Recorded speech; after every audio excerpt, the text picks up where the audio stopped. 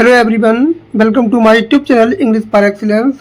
जैसा कि मैंने प्रॉमिस किया था कि यूपी पीजीटी का जो पेपर होगा उसकी हम डिटेल्ड आंसर की लेके आएंगे और पेपर अरेंज करने में थोड़ा टाइम लगा, इसलिए ये आपकी आंसर की थोड़ा लेट आ पा रही है। तो आप इसको देख लेना और इससे आपको बहुत ज़्यादा बेनिफिट मिलने वाला है। यूपी टीजीटी का और जो जीआईसी का पेपर होने वाला है और एलटी मेंस में जो पेपर होने वाला है, यहाँ से आपको अंदाज़ा लग जाएगा। ऐसे क्वेश्चन पूछे जाएंगे और यहाँ से भी आपके क्वेश्चन बनेंगे, तो इसको सॉल्व करना ज़रूरी है, इसलिए हम इस पर इसके आंसर के लेके आए हैं। तो स्टार्ट करते हैं सेशन को। और यूपी टीजीटी की प्रैक्टिस सेट सीरीज चल रही है, उम्मीद करता हूँ आपने वो देख ली होगी। 11 प्रैक्टिस सेट अपलोड हो चुके हैं चैनल पर और बहुत ही बेहतरीन तरीके से बनाए जा रहे हैं। आप देख सकते हैं पीजीटी का पेपर कैसे आया है, वैसे उसी हिसाब से पैटर्न पर टीजीटी के प्रैक्टिस सेट बनाए जा रहे हैं। उससे आपको डेफिनेटली बहुत ज़्यादा फायदा होने वाला है। आप खुद एलिब्रेट कर सकते हैं कि यहाँ से कितने क्वेश्चन हमारे जो हम करा रहे हैं वहाँ से क्वेश्चन डायरेक्टली बने हैं। तो स्टार्ट करते हैं सेशन को और चैनल को सब्सक्राइब नहीं है जरूर कर लें, बेल आइकन प्रेस करके रखें और ऐसे ही ऑथेंटिक आंसर के लिए और एग्जाम ओरिएंटेड जो वीडियो है, टॉपिक है, उसके लिए आपको हमसे जुड़े रहें। स्टार्ट करते हैं सेशन को। आज का पहला क्वेश्चन है किड्स कॉन्सेप्ट। पहला क्वेश्चन है Keats concept of art for art sake aligns him with. तो किसके साथ जुड़ा हुआ है? तो इसका आंसर हो जाएगा option number B, aesthetic moment. ये भी हमने क्वेश्चन पढ़ाया हुआ है। क्वेश्चन नंबर 2, टेनिसन की जो ब्रेक है बहुत इंपॉर्टेंट है। किसके लिए आर्टिकुलेट कर रहा है? ये आपका ग्रीफ फॉर पर्सनल लॉस हो जाएगा, ऑप्शन नंबर बी हो जाएगा। आंसर देखते रहें और अपने आंसर मिला लें और कितने क्वेश्चन मिल रहे हैं कमेंट में जरूर बताएं कि आपके कितने क्वेश्चन बन रहे हैं। फिर हम इसकी लेके आएंगे कि कितनी मेरिट जा सकती है यूपी पीजीटी की। तो अपना जो है अपना ऑनेस्टली जितना भी स्कोर बन रहा है आप कमेंट बॉक्स में जरूर बताएं। Question number 3, which of the following are idioms. आपको बताना है कौन कौन सी इसमें ईडियम्स हैं, पूछ रहा है कौन कौन से ईडियम हैं। तो इसमें कौन कौन से ईडियम हो जाएंगे? इसके जो ईडियम है इसमें कौन कौन से हैं? इसमें पहले तो ये है आपका ए हो जाएगा, ये है आपका, और आपका क्या है बी है और आपका डी है। ए सी वाला कोई भी ईडियम नहीं है। अब पीस ऑफ के का मतलब होता है very easy. Run for your life का मतलब होता है feeling danger. Run for your life का मतलब होता है फीलिंग डेंजर। और ब्रेक द आइस का मतलब होता है स्टार्टिंग अ कन्वर्सेशन। बहुत इंपॉर्टेंट है। तो हमारा आंसर हो जाएगा A B C, A B D. क्या हो जाएगा? ऑप्शन नंबर ए हो जाएगा। क्या हो जाएगा? ऑप्शन नंबर ए हो जाएगा।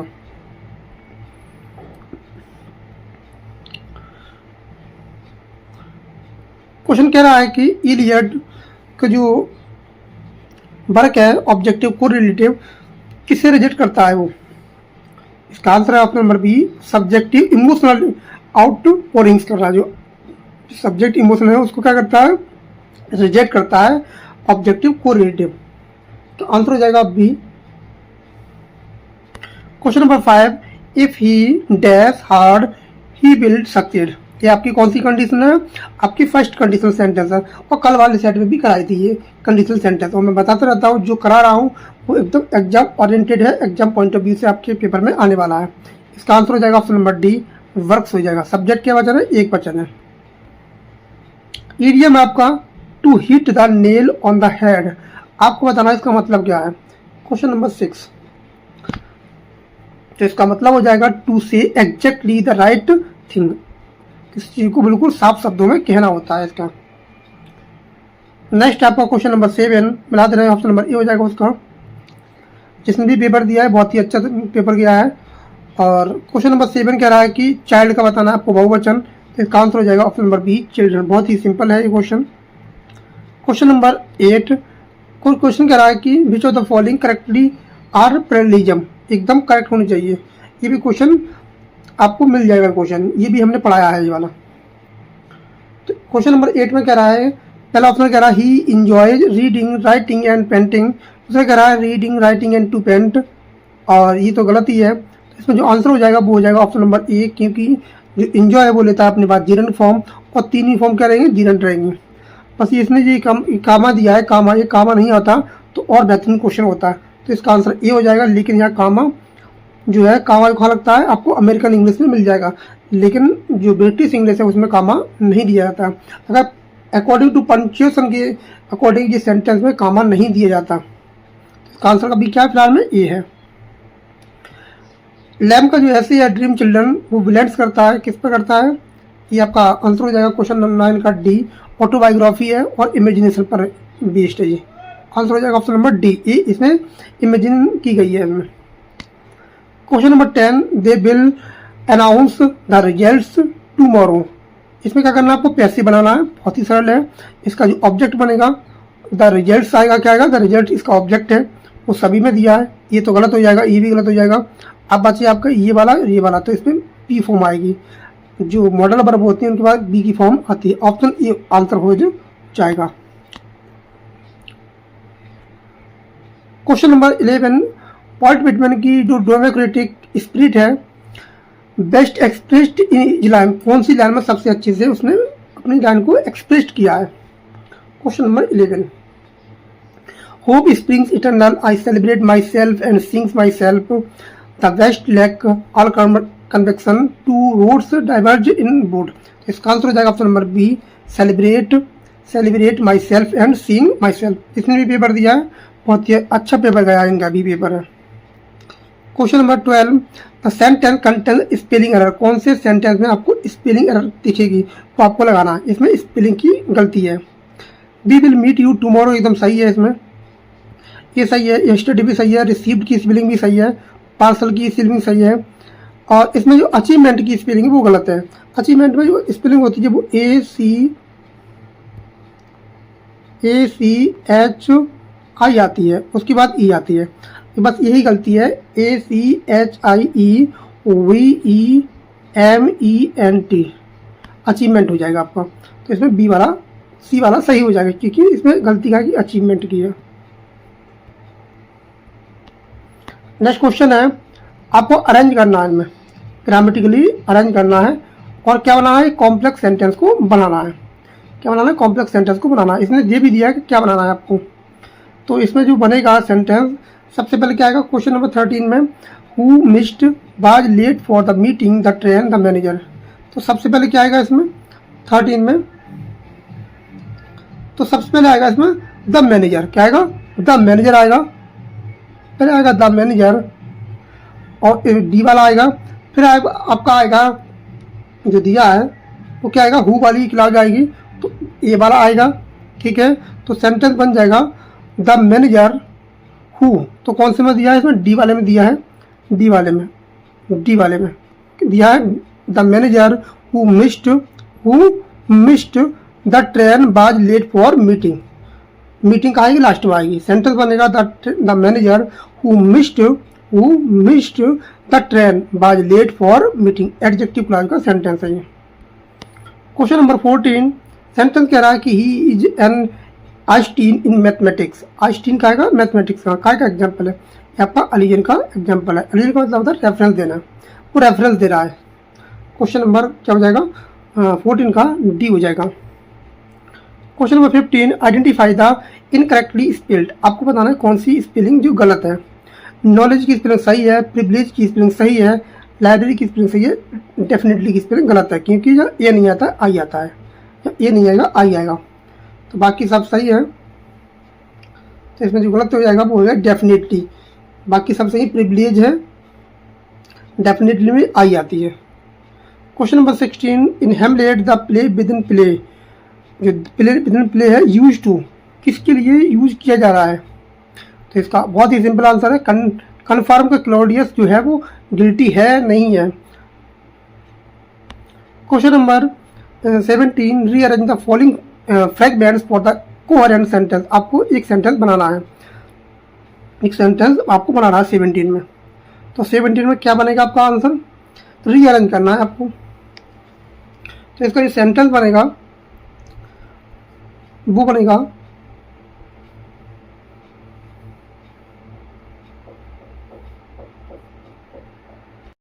तो इसका क्या आंसर बनेगा, इसमें कह रहा है कि इसका जो सेंटेंस बनेगा वो आएगा सबसे पहले बी। क्या आएगा, you can not improve, you can not improve, सबसे पहले आएगा बी।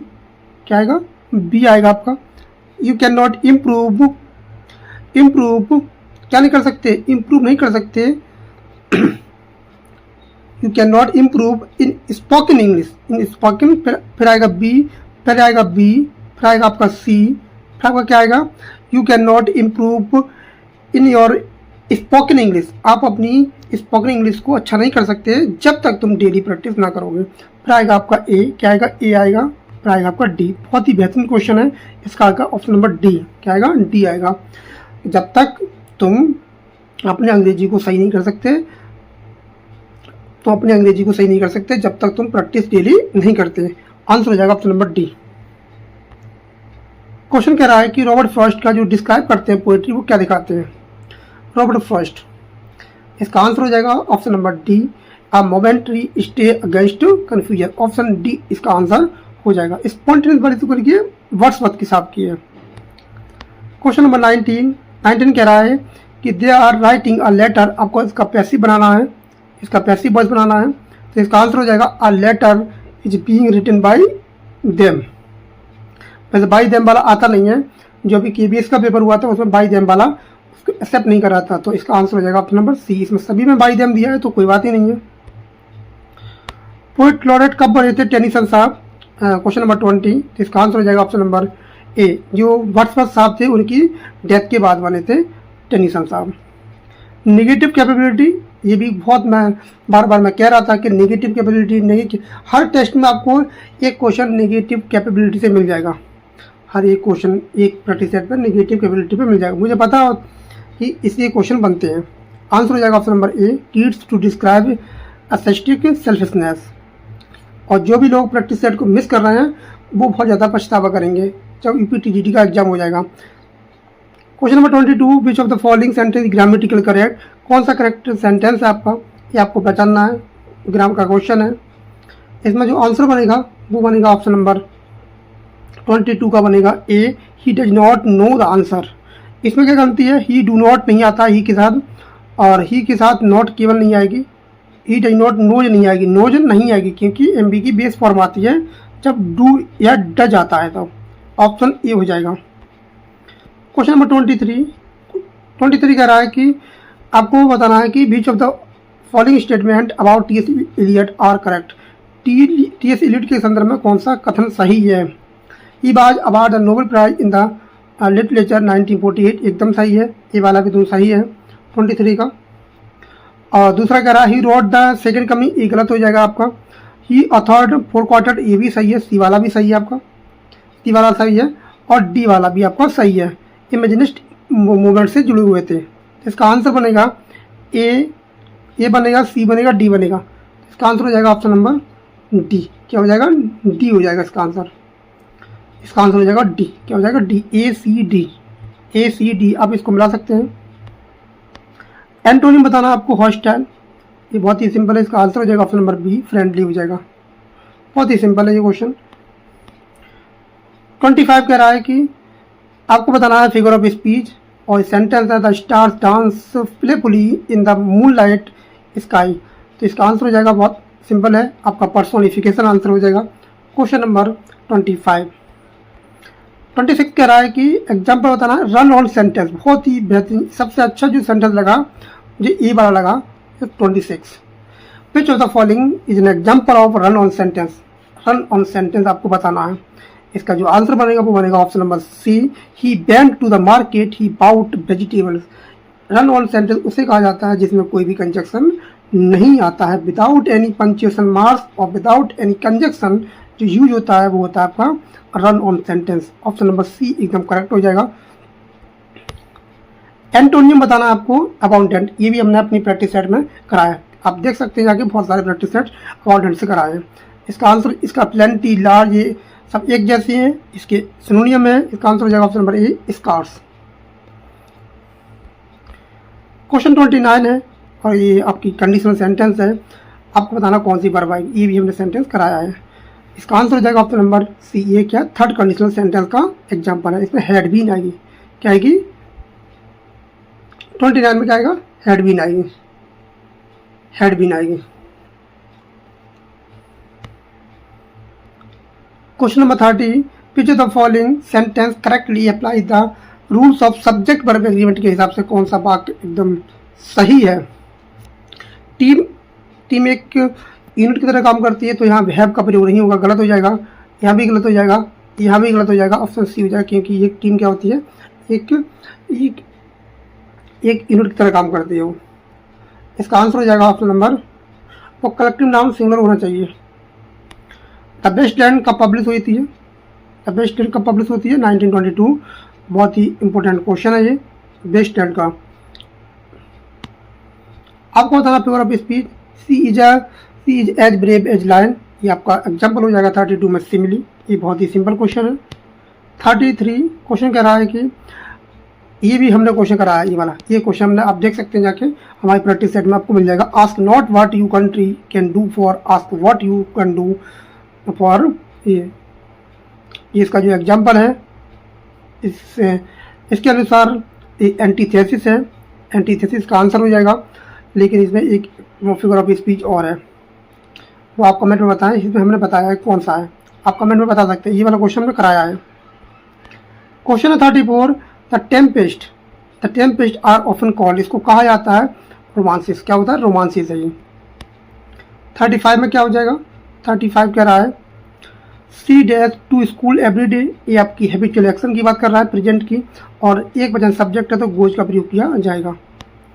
आपको बताना है इम्प्रेमल, इसका भी हमने करा दिया है, आप देख सकते हैं, ये भी हमने कराया है। इसका मतलब होता है परमानेंट, इसका टेम्पररी होता है, इसका मतलब होता है टेम्पररी। इसका आंसर हो जाएगा ऑप्शन नंबर सी, ये होता है क्षणिक होता है, शॉर्ट लिव्ड होता है, ये भी करा दिया है। बहुत ही सिंपल क्वेश्चन है। He said to me are you coming with me, आपको इसका चेंज करना है। टेंस है प्रेजेंट कंटिन्यूस का इंट्रोगेटिव सेंटेंस, इसका आंसर बनेगा वो ही बनेगा he asked me. Conjunction if या वेदर, इसमें इफ दिया है तो ये वाला तो होगा नहीं आपका। यू चेंज हो जाएगा मी से, तो मी का क्या आएगा, आई आ जाएगा। तो he asked me if I was coming with, me का क्या हो जाएगा, हिम हो जाएगा। क्या हो जाएगा, हिम हो जाएगा। ये वाला इसलिए गलत है, इसमें डेट आ रहा है, तो ऑप्शन ए एकदम करेक्ट है 37 का। आपको लिस्ट को मिलाना है, इडियम्स हैं और इसके मीनिंग है। टू ब्रेक द आइस का मतलब होता है to start conversation. To bell the cat का मतलब होता है टू टेक आ रिस्क होता है। टू वन फिंगर होता है, कोई दिया है आपका जो फिंगर वाला दिया है, इसका क्या हो जाएगा, इसका आपको हो जाएगा टू वन फिंगर का हो जाएगा आपका चौथा। और डी है टू फेस द म्यूजिक, इसका मतलब हो जाएगा ए, क्या हो जाएगा, ए हो जाएगा टू फेस डिफिकल्टी ब्रेवली। तो इसका जो आंसर बनेगा वो बनेगा आपका पहले का दूसरा, बी का तीसरा, सी का चौथा, डी का पहला। आंसर हो जाएगा बी, क्या हो जाएगा, बी हो जाएगा। इडियम आपका ए ब्लेसिंग इन डिस्क्यूज, आपको बताना इसका मीनिंग, तो ये आपका आंसर हो जाएगा option number C, something bad that turns out good. बहुत ही अच्छा क्वेश्चन है ये वाला। ये कुछ वर्क हैं और इनके जॉनरा हैं, आपको बताना है किस जॉनरा के अंतर्गत आते हैं। Question number 40, the sound and the फरी, ये आपका क्या है, द साउंड एंड द फरी जो पहला है उसका क्या हो जाएगा, उसका हो जाएगा थर्ड, ये मॉडर्निस्ट ट्रेजेडी है। The old man on the sea, ये आपका हो जाएगा, इसको नोबेल प्राइज मिला था, ये चौथा हो जाएगा। हैमलेट कौन है, ये आपका शेक्सपियर प्ले है। और डेविड कॉपरफील्ड का है बिल्डिंग्स रोमन है। इसका आंसर बनेगा पहले का तीसरा हो जाएगा, दूसरे का चौथा हो जाएगा, तीसरे का पहला हो जाएगा, डी का दूसरा हो जाएगा। इसका आंसर बनेगा ऑप्शन नंबर क्या बनेगा, इसका सी बन जाएगा। क्या बन जाएगा, सी बन जाएगा। Mulk Raj Anand novels are often grounded under, तो इनके जो नोवेल थे वो थे सोशल रियलिज्म पर बेस्ड है। Question number 42, the burning on the midnight oil बहुत इंपॉर्टेंट है और ईडीएम है, इसका मतलब होता है देर रात तक काम करना। ऑप्शन ए हो जाएगा। तब 43 कह रहा है कि which of the following correct antonym बताना, स्पार्स। 43 कह रहा है स्पार्स का मतलब हो जाएगा आंसर डेंस हो जाएगा। क्या हो जाएगा, डेंस हो जाएगा। इसका आपको बताना एंटोनियम, क्या बताना, डेंस हो जाएगा। डेंस का मतलब होता है थिक, क्या होता है, थिक होता है। क्या होता है, थिक होता है। और ये क्या होता है, बहुत ज़्यादा हल्का होता है, बहुत ज़्यादा घना नहीं होता है। Question number 44, he said I will go to Delhi tomorrow. तो टुमारो चेंज होगा तो ये तो होगा नहीं, ये तो होगा नहीं। अब बचे आपका ए और सी। ए और सी में देखते हैं क्या गलती है। अब देखो वुड के बाद क्या आएगी, वुड के बाद एमपी की बेस फॉर्म आती है, अगर बेंट आ रही है तो इस वाला ए वाला अगर सही हो जाएगा। ये आप ऐसे एलिबोरेट कर सकते हैं, इसमें बेंट की वजह से गलत हो गया। Life is what a walking shadow, आप इसको देखना, कई बार इसको करा चुके हैं, इसमें आपका मेटाफर हो जाएगा।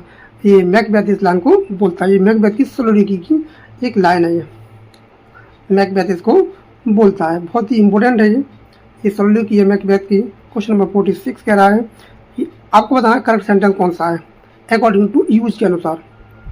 सी knowing the answer, she is knowing the answer, she known the answer, the knows the answer.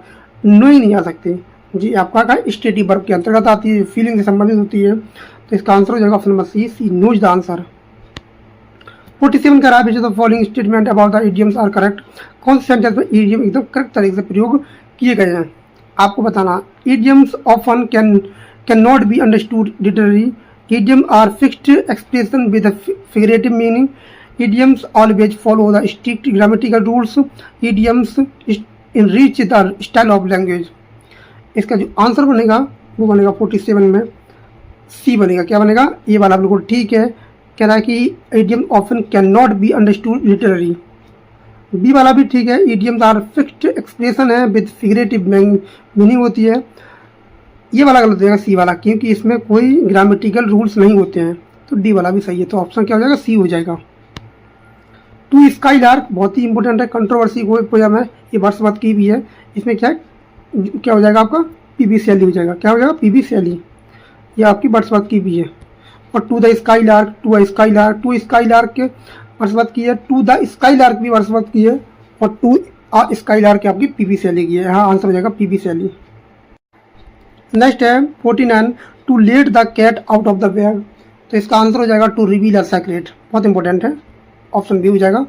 Vocab अच्छा खासा पूछा है उसने, 49 का बी हो जाएगा। 49 टेनिसन की जो द लेडी ऑफ सेलोट रिफ्लेक्ट करती है, वो किसको रिफ्लेक्ट करती है। 50 का जो आंसर बनेगा वो बनेगा option number B, artistic isolation and the role of the poet. Which of the following complex sentence, कौन सा कॉम्प्लेक्स सेंटेंस है बताओ। ये इतने ऐसे क्वेश्चन बहुत ही सिंपल है, एक ही सेंटेंस है, ये तो कॉम्प्लेक्स है, बाकी तो सब क्या है, कंपाउंड है, कोई सिंपल सेंटेंस है। चार्ल्स लैम ने जो प्रयोग किया था, जो ऐसे लिखता था वो ऐसे ऑफ इलिया के नाम से लिखता था। द टटलर, द स्पेक्टेटर, ये आपके जॉस एडिसन की और जो रिचर्ड स्टील के हो जाएंगे। Choose the correct punctuated sentence, ये सेंटेंस काफ़ी अच्छा क्वेश्चन है। 53 जो क्वेश्चन है वो एकदम सही है। इसका जो आंसर बनेगा वो बनेगा ऑप्शन नंबर सी, क्योंकि ये देयरफॉर आता है, उसके बाद कॉमा आता है, और उससे पहले क्या आता है, सेमीकोलन आता है। ये क्या होता है आपका एडजेक्टिव एडवर्ब होते हैं, जो इनको कंजक्टिव एडजेक्ट कहा जाता है, और एडजेक्टिव भी एडवर्ब कहा जाता है। ये एडवर्ब होते हैं जो इंडिपेंडेंट क्लाउज को क्या करते हैं, कॉमा से अलग कर देते हैं। चार्ल्स लैम ने जो ये यूज किए थे, essays often describe the familiar essay, इसका मतलब क्या होता है, फैमिलियर एसे का मतलब क्या है। तो 54 का जो आंसर बनेगा वो बनेगा आपका option number D, the employed conversational and intimate tone में लिखे गए, ऑप्शन डी इसका आंसर हो जाएगा। O to the nightingale poem by written, बहुत ही सिंपल है जी, किसने लिखी है, ओ टू नाइटिंगेल, इसका आंसर हो जाएगा जॉन कीट्स। ये भी बहुत इंपॉर्टेंट क्वेश्चन है, ये बताओ सिलेबस से क्वेश्चन है, ऐसे क्वेश्चन पीजी टीम पूछ रहा है। Choose the correctly punctuated sentence, कौन सा सेंटेंस एकदम करेक्ट है आपको बताना है। तो इसका आंसर हो जाएगा my friend who lives in Delhi is visiting me, my friend who lives in Delhi is visiting me, my friend who.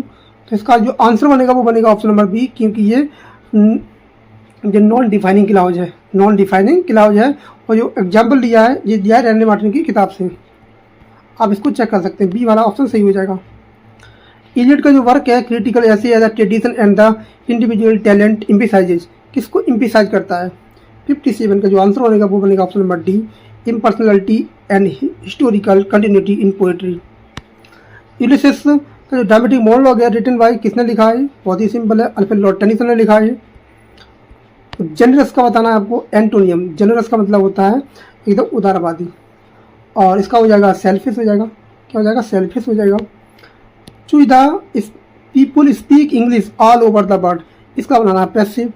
तो इसका जो ऑब्जेक्ट बनेगा वो बनेगा इंग्लिश, और ये टेंस है प्रेजेंट इंडेफिनिट, तो इसका है जिससे मतलब नहीं है, प्रेजेंट कंडीशन मतलब है नहीं, पास्ट से मतलब है नहीं, तो आंसर क्या बचा? एक ही बचा। इतने सिंपल सिंपल क्वेश्चन दे रखे हैं इसमें, ये लग ही नहीं रहा है कि भी पीजीटी का पेपर है। विच is the correct synonym of plausible, ये बहुत ही अच्छा क्वेश्चन है, ये अच्छा क्वेश्चन है। इसका जो आंसर बनेगा वो बनेगा आपका कन्विंसिंग। क्या बनेगा? कन्विंसिंग इसका आंसर बन जाएगा। जिस पे क्रेडिबल, इसका मतलब होता है क्रेडिबल या बिलीवेबल, जिस पे विश्वास किया जा सकता है। ये आपको बताना है कौन सा सेंटेंस पास्ट परफेक्ट टेंस में सही से प्रयोग किया गया है। Past perfect she finished her work before he had, ये गलत हो जाएगा क्योंकि बिफोर जब आता है वाक्य में, बिफोर से पहले वाला रहता है पास्ट परफेक्ट, बाद वाला रहता है पास्ट इंडेफिनिट, ये गलत हो जाएगा। He she had finished her work before, ये वाला सही है आपका, ये वाला सही है, बाकी सब गलत है। बी वाला सही है क्योंकि इसमें बिफोर के पहले वाला रहता है आपका पास्ट परफेक्ट टेंस, बाद वाला रहता है past indefinite tense. The silence was deafening, ये आपका ऑक्सीमोरन हो जाएगा। करेक्टली स्पेलिंग बताना है आपको, ये आपकी कौन सी सही स्पेलिंग है। तो रिसीव की जो स्पेलिंग होती है वो RECE, क्या होती है? RECEIVE, रिसीव की स्पेलिंग ये होती है। ये तो सभी का आंसर सही होना चाहिए। रिसीव की स्पेलिंग हो जाएगी आपका ऑप्शन सी हो जाएगा। चूज द करेक्ट सेंटेंस, इसमें कौन सा सेंटेंस करेक्ट है? ये भी हमने कराया है, प्रेफर वाला, और बताया भी था। प्रेफर के बाद क्या आता है? टू आता है। क्या आता है? टू आता है। जो इडियट का जो 4 क्वार्टेट्स है एक्सप्लोर करता है, क्या दिखाता है? ये दिखाता है आपका, ये भी हमने बहुत ज़्यादा क्वेश्चन कराए थे, आपने देख सकते हैं पीजीटी वाले में, ये बहुत कराए थे। ये दिखाता है वो टाइम, इटर्निटी और spiritual reflection. My story is autobiography किसकी है? कमला दास की, ये भी हमने कराया था question. Which of the following is pairs is not example of homophones, homophones का कौन सा पेयर नहीं है? ये अच्छा क्वेश्चन है। पीस सही है, राइट सही है, देयर सही है, राइज और रेज इस गलत है। ऑप्शन क्या हो जाएगा? बी हो जाएगा, बी इसका आंसर हो जाएगा। क्वेश्चन नंबर 69, आपको मैच करना है, क्वेश्चन को मैच करना है आपको, कौन सा किसका वर्क है। अर्नेस्ट हेमिंग्वे का जो वर्क है, ये क्वेश्चन दोबारा पूछ लिया, the old man and the sea. और फॉकनर का जो वर्क है ये दोबारा पूछ लिया, द साउंड एंड द फरी। विलियम शेक्सपियर का जो वर्क है हेमलेट है। डिकेंस का जो है टेल ऑफ टू टीज, ये दोबारा क्वेश्चन पूछ लिया गया है। इसका जो आंसर बनेगा पहले का होना चाहिए तीसरा, और बी का होना चाहिए चौथा। आंसर हो जाएगा ऑप्शन नंबर सी। क्या हो जाएगा? सी हो जाएगा 69 का। ये दोबारा क्वेश्चन उसने पूछा है। शेक्सपियर का जो वर्क, शेक्सपियर सोनेट स्ट्रक्चर, इसका स्ट्रक्चर क्या होता है? ये तो सिंपली पूछ लिया, 3 क्वार्टर होते हैं, एक कपलेट होता है। आंसर हो जाएगा option number A B C D E F G होता है। सिंपल क्वेश्चन दे दिया।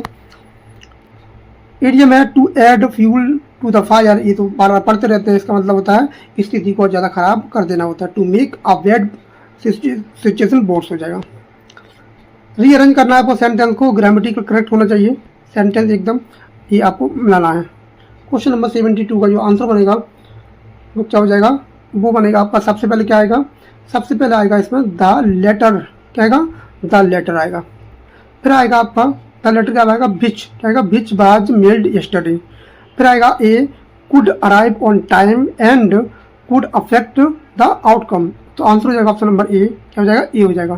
क्या हो जाएगा? ए हो जाएगा। पहले बी आएगा, फिर आएगा डी, फिर ए, फिर सी आएगा। तो सेंटेंस बनेगा the letter which was mailed yesterday could arrive on time and could affect the out time. Next question आपका, ये पैसिव वाक्य है और बहुत ही सिंपल पैसिव है।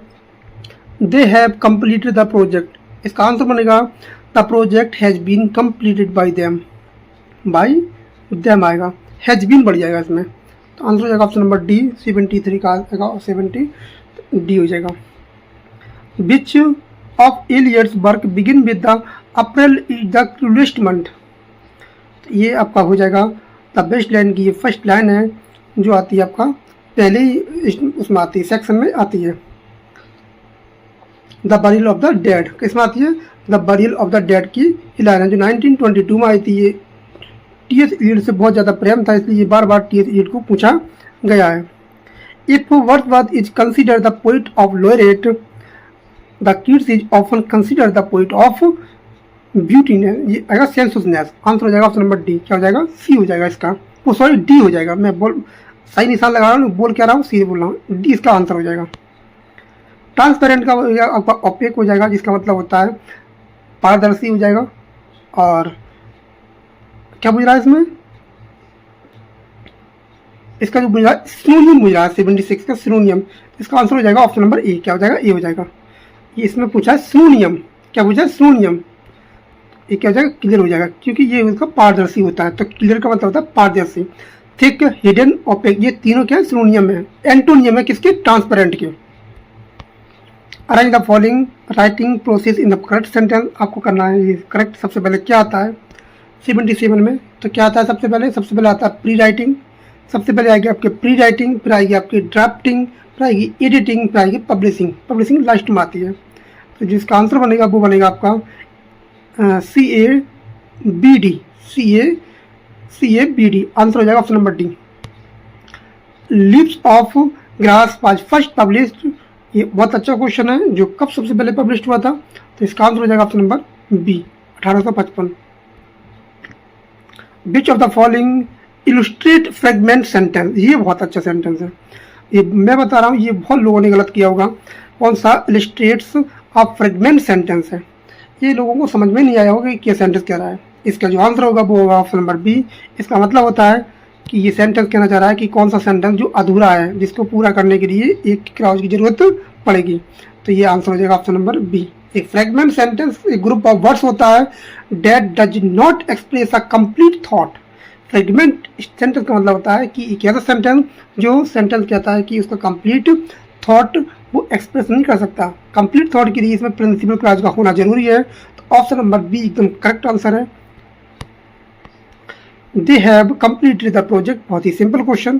तो the project has been completely by them. Answer हो जाएगा ऑप्शन नंबर। ये बहुत ज़्यादा सिंपल वाले क्वेश्चन पूछे हैं पैसिव एक्टिव के। ये दोबारा शायद दोबारा आ गया।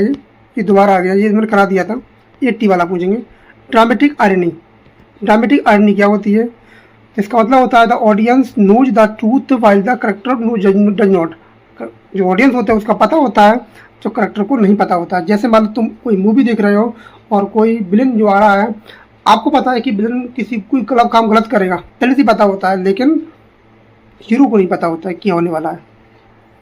81 कह रहा है 81 कह रहा है कि टेनिसन के जो इन मेमोरियन है बाय रिटन, वो किसकी डेथ के ऊपर लिखी गई है? इन मेमोरियन।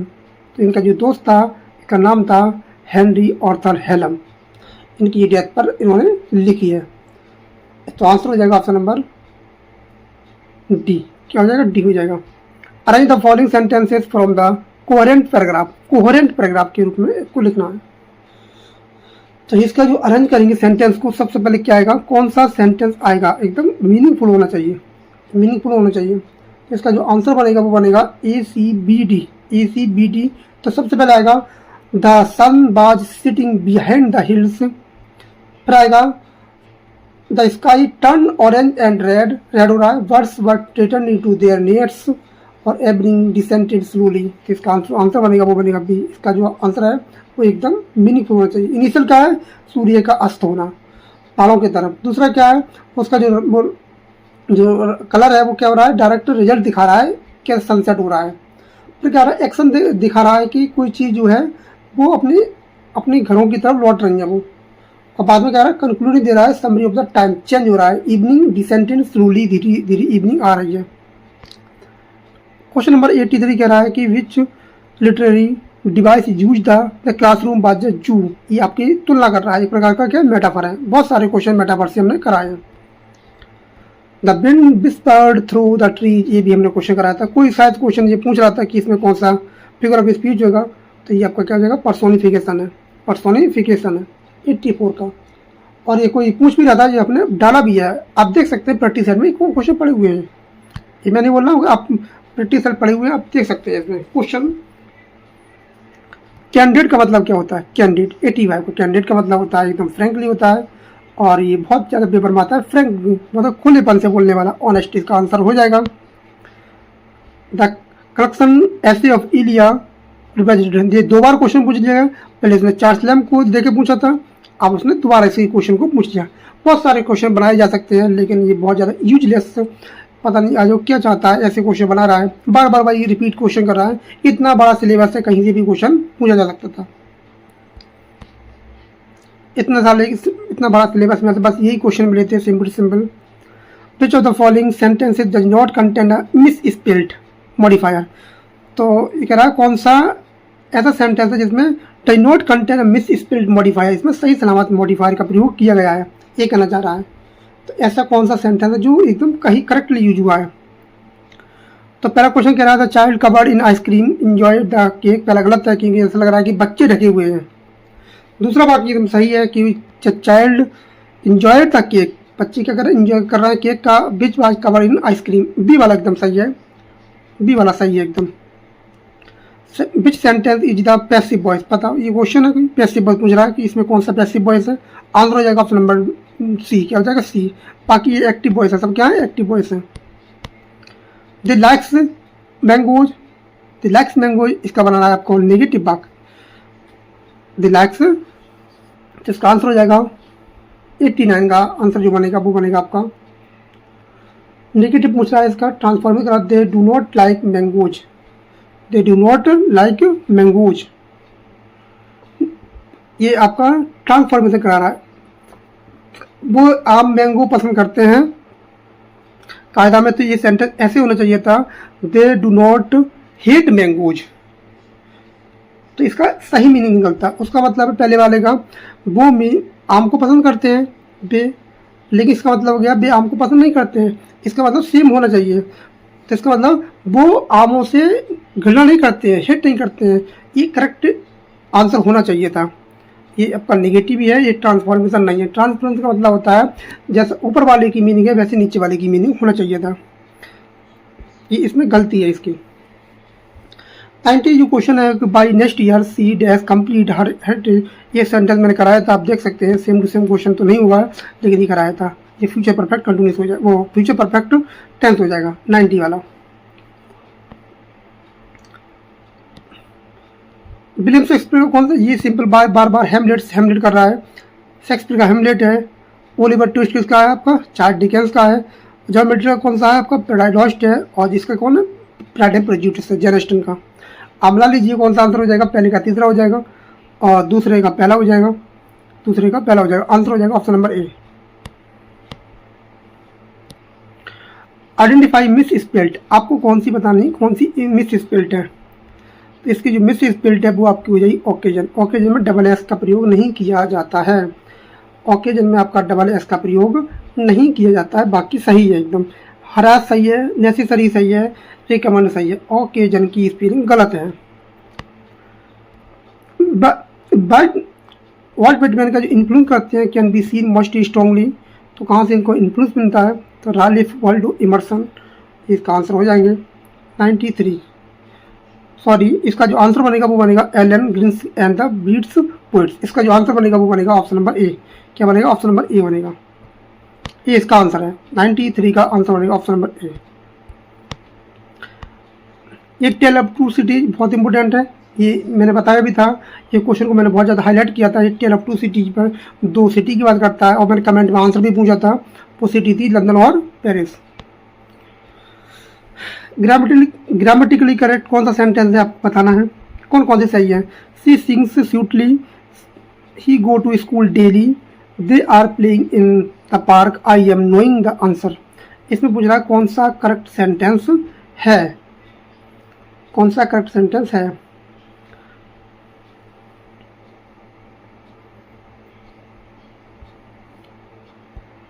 इसका क्रम खराब हो गया है, आप देख सकते हैं थोड़ा क्रम आगे पीछे हो गया है, तो मैं इसको सही कर देता हूँ। 94 इसका ये है, 94 उसको करेंगे, इसमें उसको वापस करेंगे उसको। इसमें पूछ रहा है कि कौन सा फिगर ऑफ स्पीच है आपका जो ऑक्सीमोरन को दिखाता है। Answer option number B, bitter sweet. Neither of the boys अगर आता है तो इसमें सिंगुलर वर्ब का प्रयोग किया जाता है, तो इज आएगी, ध्यान रखेंगे।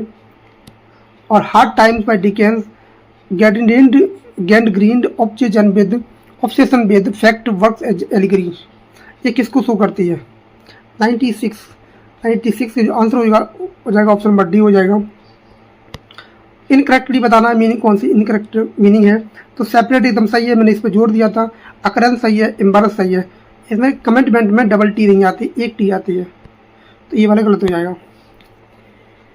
Arrange the following work the chronicle order of the first publication, आपको बताना है फर्स्ट पब्लिकेशन के हिसाब से क्रोनिकल ऑर्डर में लाना है। 98 का जो ऑर्डर बनेगा वो बनेगा आपका, सबसे पहले क्या आएगा? सबसे पहले आएगा ओड इंटीमेशन ऑफ मोर्टलिटी आएगा, सबसे पहले आएगा आपका सी आएगा, फिर आएगा बी ओड टू द पाइसे किड्स की जो 1819 में आई थी, फिर आएगा आपका ऑप्शन नंबर ए आएगा डिजेक्शन एंड ओड आएगा आपका, और चौथे पे आएगा ode to the Confederate dead आएगा, जो एलन टेट का जो 1928 में आया था।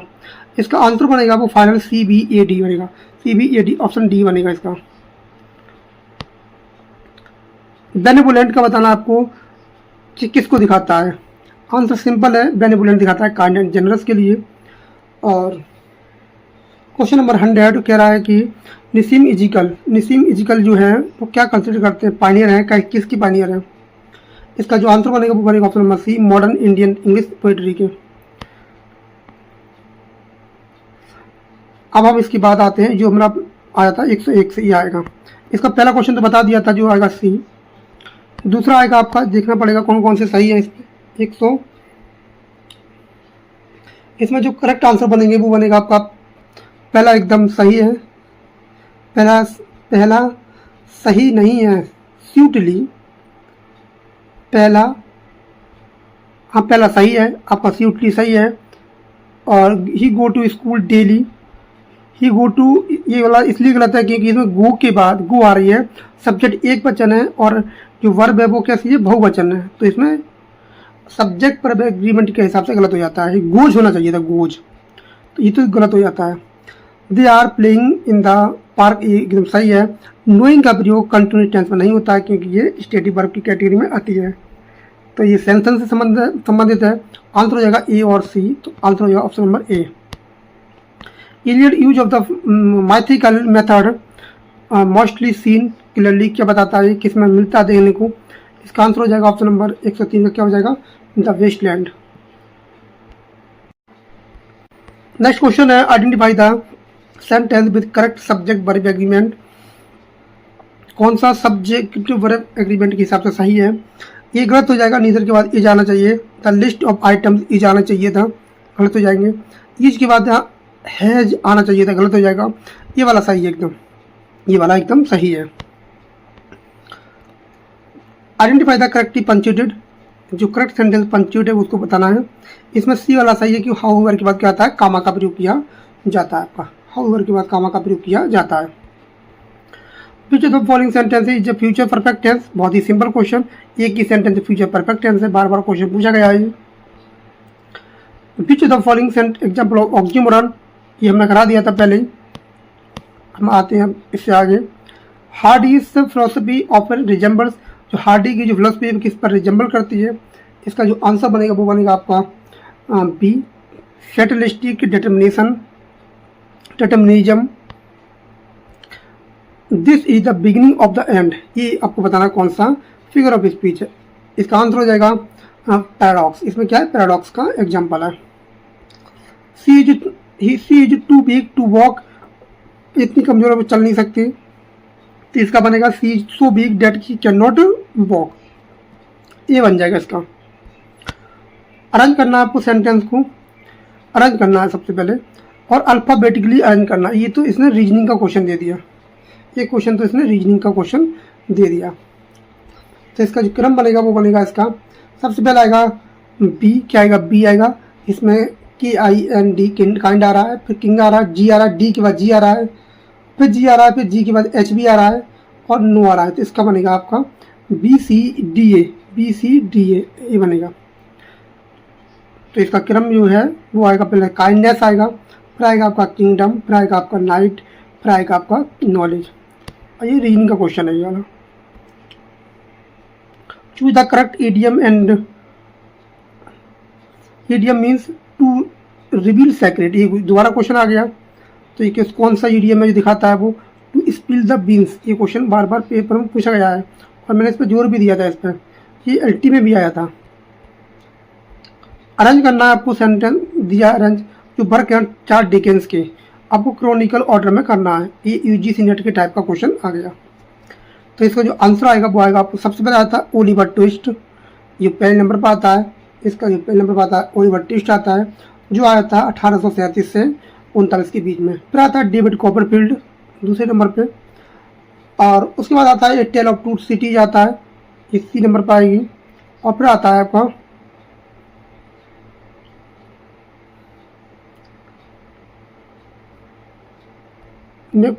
पहला आएगा ओलिवर ट्विस्ट, फिर आएगा डेविड कॉपरफील्ड 1 नंबर 2 नंबर, क्या आएगा 1 नंबर 2 नंबर आएगा। फिर आएगा सी वाला आएगा 3 नंबर पर 3 नंबर। फिर आएगा आपका बी वाला आएगा 4 नंबर पर। तो आंसर बनेगा इसका ए डी सी बी बनेगा, आंसर बनेगा B.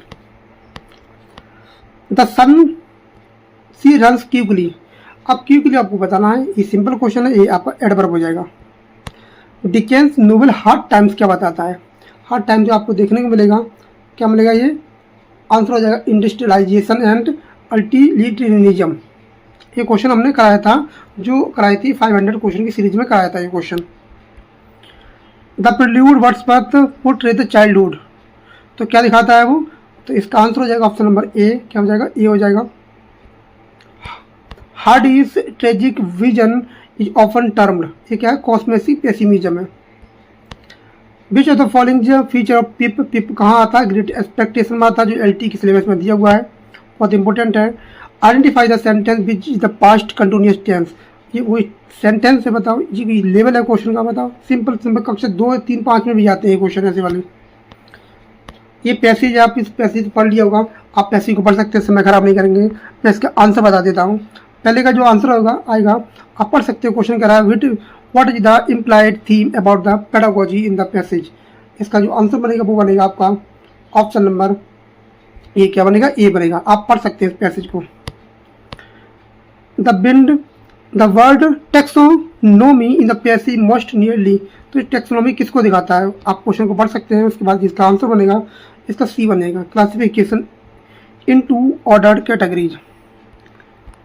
Question number 121, which of the following is best synonym of holistic, holistic का जो आंसर बनेगा वो बनेगा आपका कंप्रहेंसिव, क्या बनेगा, कंप्रहेंसिव बनेगा।